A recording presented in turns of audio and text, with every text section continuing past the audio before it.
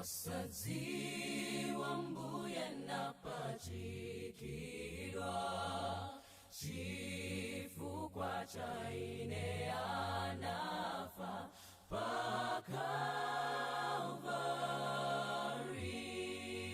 Kalvari. Chifundo chinali chodzaza, chisomo napatsidwa kwa ine, mtima wanga unapepukidwa pa Kalvari.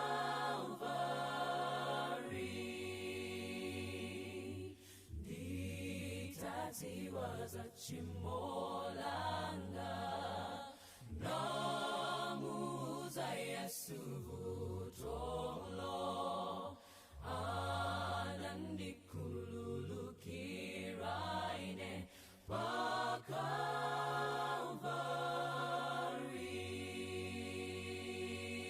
Lelo nampatsa Yesu zonse, ndiye mfumu ya moyo wanga, ndikuimba za tsiku lija pa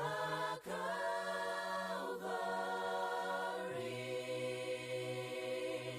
Chifundo chinali chodzaza, chisomo napatsidwa kwa ine, mtima wanga unapepukidwa pa